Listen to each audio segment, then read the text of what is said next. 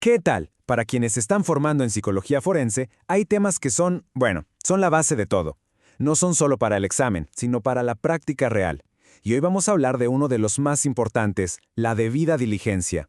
Créanme, entender esto de verdad puede cambiar las reglas del juego en un caso. Miren esta imagen. A primera vista, pues sí, parece una escena del crimen típica, ¿no? Pero, ¿qué tal si les digo que esto que vemos no es toda la historia? ¿Qué tal si es apenas la punta del iceberg? Una sola pieza de un rompecabezas gigantesco y muy complejo. Bueno, justo de eso se trata un concepto que vamos a explorar hoy, la macrocriminalidad. Y aquí es donde la cosa se pone difícil, porque para entender ese rompecabezas del que hablamos, los métodos de investigación de siempre, los que se enfocan en un solo hecho, en una sola persona, pues se quedan cortos. Simplemente no son suficientes para ver toda la red que hay detrás. Entonces, ¿qué es esta famosa macrocriminalidad? Piénsenlo así. Es el momento en que dejamos de ver un árbol y empezamos a ver el bosque completo. Ya no se trata de un crimen aislado, sino de patrones, de sistemas que se repiten. La pregunta deja de ser un simple ¿qué pasó aquí? Y se convierte en algo mucho más profundo. ¿Cómo es que funciona todo el sistema, ya sea una organización criminal o a veces hasta una estructura del Estado, para que esto siga pasando una y otra vez?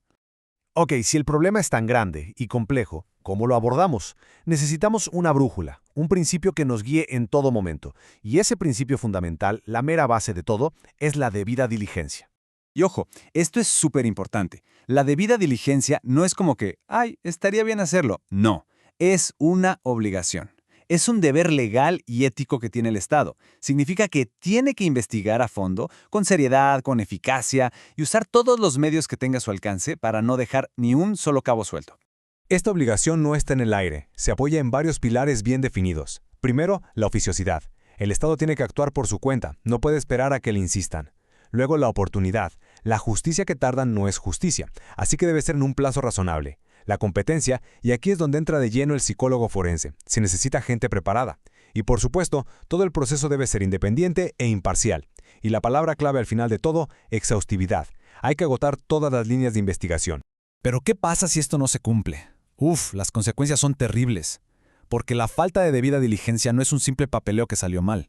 No, es la receta perfecta para la impunidad. Y cuando hay impunidad, cuando los crímenes quedan sin castigo, se manda un mensaje muy peligroso. Puedes volver a hacerlo. Y así, la violencia se repite y se repite, en un círculo vicioso que parece no tener fin. Muy bien, entonces ya entendimos que la debida diligencia es la obligación. Ahora la pregunta es, ¿cómo le hacemos para cumplirla? ¿Cuál es la herramienta? Bueno, pues esa herramienta clave se llama análisis de contexto. Y créanme, la diferencia entre una investigación tradicional y un análisis de contexto es abismal. La investigación de siempre se pregunta ¿qué pasó? Pero el análisis de contexto va mucho más allá. Pregunta ¿por qué pasó? Y cómo esto que pasó se conecta con todo lo demás. Es justo la diferencia entre mirar un árbol con lupa y dar un paso atrás para entender todo el bosque, con su clima, su tierra, sus ecosistemas. Básicamente, el análisis de contexto es esta herramienta que nos fuerza a levantar la mirada y ver el panorama completo. O sea, no solo vemos el delito, sino todo lo que lo rodea. La geografía, la política, la economía, la historia del lugar, todo. El chiste es entender no solo el crimen, sino qué fuerzas lo hicieron posible y cuáles son sus consecuencias reales, sus efectos en cadena. Perfecto. Ya tenemos la teoría, ¿verdad? El qué y el por qué. Ahora viene lo bueno, el cómo. ¿Cómo aterrizamos todo esto en la práctica? ¿Qué herramientas usamos para hacer un verdadero análisis de contexto? Pues una de las herramientas más útiles que tenemos es el modelo ecológico. Imagínense que el contexto es como una cebolla, con muchas capas. Este modelo nos ayuda a analizar cada una de esas capas, desde lo más íntimo de una persona hasta las grandes fuerzas de la sociedad. Vamos de adentro hacia afuera. La primera capa, el centro, es el nivel individual. Aquí nos fijamos en la persona, su edad, su género, su educación, su historia de vida. ¿Qué características personales tenía?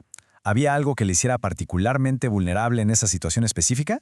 Después, abrimos un poco el lente. Pasamos al nivel relacional y comunitario. Aquí vemos a la familia, los amigos, los vecinos, el barrio. ¿Cómo eran esas relaciones cercanas? ¿Qué pasaba en su comunidad?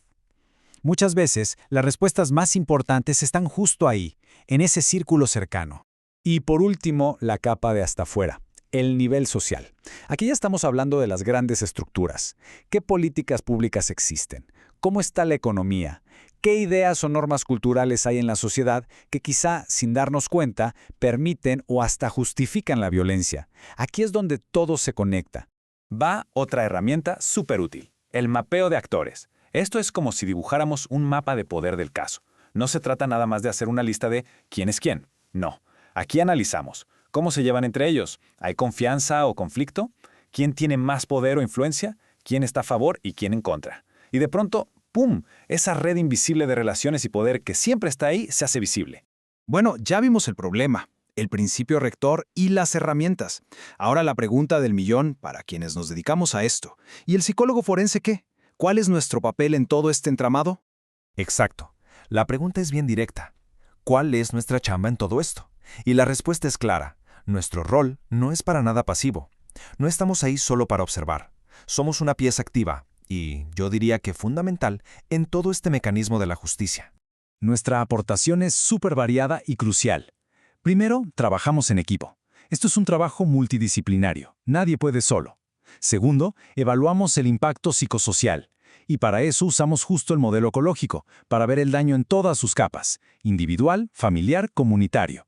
También, claro, ayudamos a entender los perfiles y las motivaciones de quienes cometen los delitos. Y algo importantísimo, participamos en el diseño de la reparación del daño. Una reparación que de verdad sea integral, que no solo busque un cheque, sino sanar a la persona y a su comunidad. Y en el centro de todo, siempre, está nuestra responsabilidad de cuidar a las personas, de garantizar su respeto y de no volver a victimizarlas durante el proceso.